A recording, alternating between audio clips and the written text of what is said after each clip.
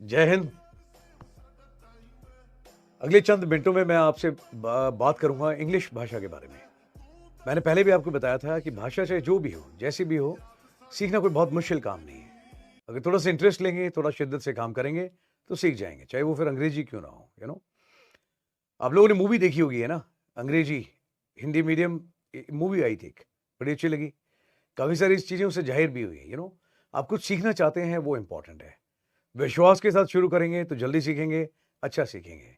अगर डाउट के साथ सीखोगे आप या कोशिश करेंगे और शुरू करने से पहले आप इफ़ एंड बट लगाएँगे, अगर नहीं सीख पाया तो लोग क्या कहेंगे, दोस्त मज़ाक उड़ाएँगे, फिर बहुत मुश्किल काम है। सबसे पहली चीज़ जो भी आपने लाइफ़ में सीखना हो, चाहे इंग्लिश भाषा हो या कोई नया स्किल सेट सीखना हो, गेम सीखना हो, व्हाटएवर, सीखना चाहे जो भी हो, पहली चीज़ जो सबसे इम्पोर्टेंट है, वो है आत्मविश्वास। आत्मा में विश्वास, आप खुद में विश्वास कीजिए। आपको पीछे खींचने के लिए, आपका हौसला तोड़ने के लिए बहुत लोग आएँगे। कोई बोलता है रिश्तेदार ऐसे कहते हैं, कोई कहता है दोस्त मज़ाक उड़ाते हैं, ठीक है? अगर दोस्त हैं तो मज़ाक नहीं उड़ाएँगे और अगर मज़ाक उड़ाते हैं तो फिर आप मान लीजिए आपके दोस्त नहीं हैं, यू नो?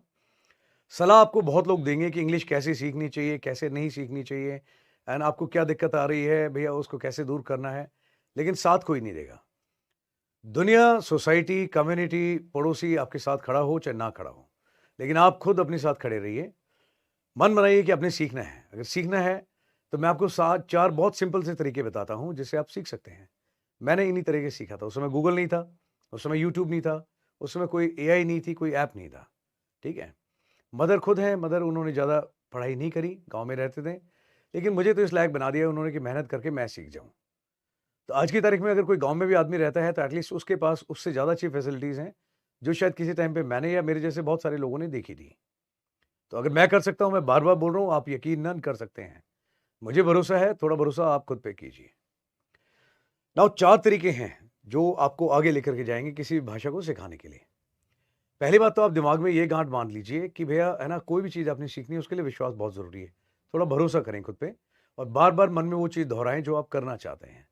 इसको बोलते हैं पावर ऑफ, है ना? आप कुछ भी बोल लीजिए, पॉजिटिव अफ़र्मेशन, ऑटो सजेशन, खुद अपने आप से बात करना, बार-बार वो चीज़ दोहराना। जैसे मैं कहता हूँ, इंसान जैसा बोलता है, जैसा सोचता है, लाइफ़ में एग्ज़ैक्टली वैसा ही हो जाता है।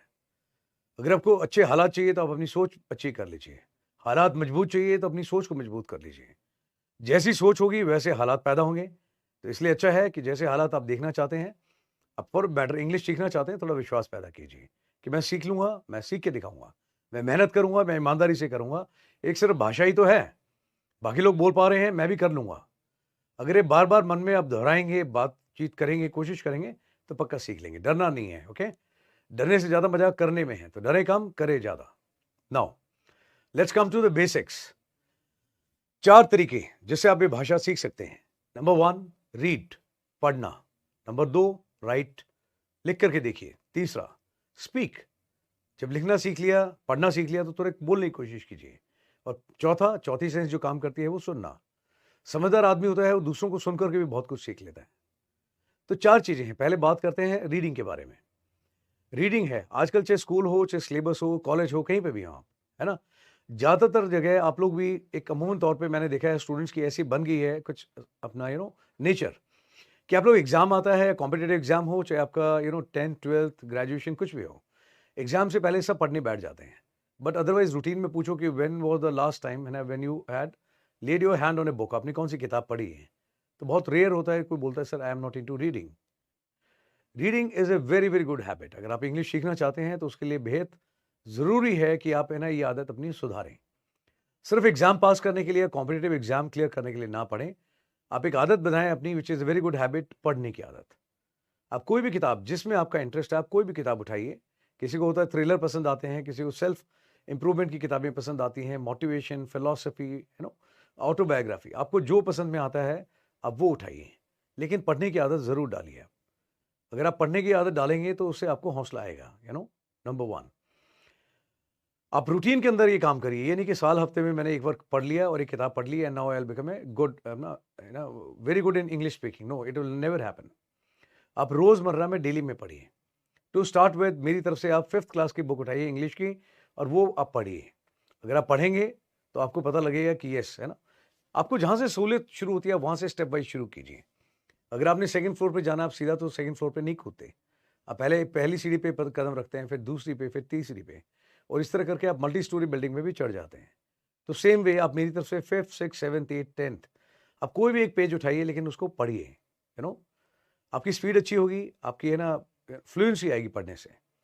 इसके सिवाय जब आप पढ़ते हैं तो शीशे के सामने खड़े होकर के भी एक बुलंद आवाज में एक पेपर पढ़ने की कोशिश कीजिए, एक पेज, चाहे न्यूज़पेपर हो, मैगजीन हो।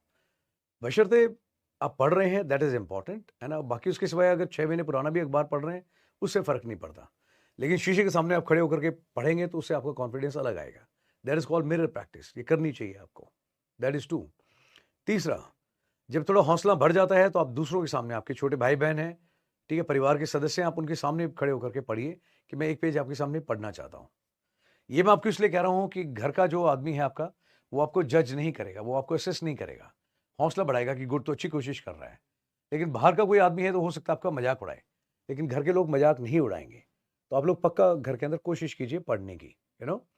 एक पेज स्पीड से पढ़िए बैठ करके, एक शीशे के सामने खड़े होकर के पढ़िए। And also develop a habit of at least finishing 1 book in a month. आप 15 दिन में कर सकते हैं, नथिंग लाइक इट। कुछ किताबें हैं, I will endorse those books. एक बड़ी अच्छी किताब है ट्यूजडेज विद मॉरी बाय मिच एबेम, आप पढ़िए उस किताब को। डेल कार्नेगी की किताब है how to win friends and influence people, बहुत अच्छी किताब है। चिकन सूप सीरीज, ये एक सेल्फ डेवलपमेंट की किताब है, जो बहुत सारी सीरीज आती हैं for youth, for adult, for children, for mothers, for soldiers, and they are all true life based stories. बहुत ही सिंपल भाषा में लिखी हुई हैं, इस तरह से लिखी हुई हैं कि आप अगर जब करेंगे उसमें काम, पढ़ेंगे तो आपको मजा आएगा पढ़ने में। एक एक पेज में, एक पैराग्राफ में भी स्टोरी खत्म है, and it will make you very emotional with few of the life important lessons you will learn in the journey. आप पढ़ने की आदत डालिए प्लीज। That is 3। चौथी चीज, जब आप पढ़ते हैं तो पढ़ने के बाद में उस किताब को या जो भी चीज पढ़ते हैं, आप एक बुक रिव्यू लिखने की कोशिश करें कि भाई इस किताब में मैंने जो भी पढ़ा है अपनी भाषा में मैं लिखने की कोशिश करता हूँ। ठीक है। अखबार है, अखबार जरूर पढ़िए आप। आपको सिर्फ इंग्लिश भाषा में मदद नहीं मिलेगी, लेकिन आपको इंग्लिश के सिवाय कॉम्पिटेटिव एग्जाम के लिए बहुत सारा नॉलेज भी गेन होगा। तो 4 जरिए हैं जो आप है ना शामिल कर सकते हैं अपनी पढ़ाई के अंदर, जहां पे आप डेली बेसिस पे रोज पढ़ने की आदत डालें। 1। दूसरा है राइटिंग। जो चीज आप बोल सकते हैं उसको यकीनन तौर पे आप लिख भी सकते हैं। इसके लिए सबसे अच्छा इंपॉर्टेंट तरीका है, डेली बेसिस पे प्लीज स्टार्ट डेली जर्नलिंग। रोज अपनी डायरी लिखें। हर रोज 24 घंटे की मूवी है जिसके अंदर मुख्य किरदार जो है वो आप हैं, आप वो जिंदगी जीते हैं। अच्छा बुरा कुछ लाइफ लेसन्स, है ना, अलग अलग तरह के मोमेंट्स शेड आप देखते हैं। तो जो मूवी आप 24 घंटे की हर रोज जीते हैं, जिसके अंदर आप लीडिंग रोल के अंदर हैं, आप पूरे भाव के साथ में उसको डायरी के अंदर लिख दीजिए। 1 पेज, 1.5 पेज, 2 पेज मैक्सिमम, 1.5 से 2 पेज तो लिखना चाहिए। आप खुद सोचिए, 24 घंटे की मूवी को आप 2 पेजों में बयान कर देते हैं, और साथ में ये भी हाईलाइट करते हैं कि आज दिन में अच्छा क्या हुआ, क्या चीज़ है ना मेरे मन को ठेस पहुंची, मैंने क्या सीखा, आज कुछ नया किया, whatever has happened. You just summarise and sum up 24 घंटे को 2 पेजेस के अंदर। इमेजिन कितना कॉन्फिडेंस आएगा।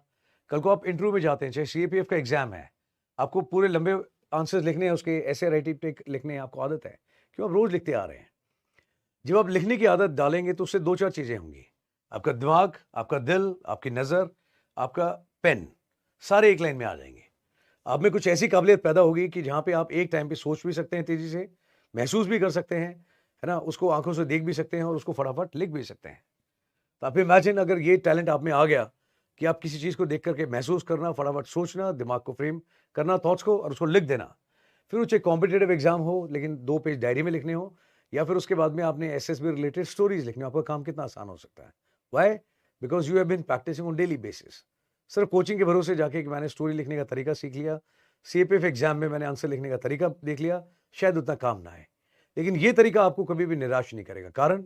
कारण एक सिंपल सा है। मैं हमेशा अपने स्टूडेंट्स को बताता हूं कि language is very very personal in nature. हर एक आदमी का बात करने का तरीका, ठीक है, लिखने का तरीका, अपनी बात को एक्सप्रेस करने का तरीका बहुत अलग होता है। किसी का लहजा अलग आता है, किसी को अपनी बात बताने का तरीका, कोई कम वर्ड्स में अपनी बात बताता है बहुत अच्छे से और बहुत इफेक्टिव तरीके से, और कोई आदमी घंटों तक बोलता है लेकिन बात कम समझ में आती है। तो हर एक आदमी का तरीका बयान करने का अलग हो सकता है। आप अपना तरीका ढूंढिए।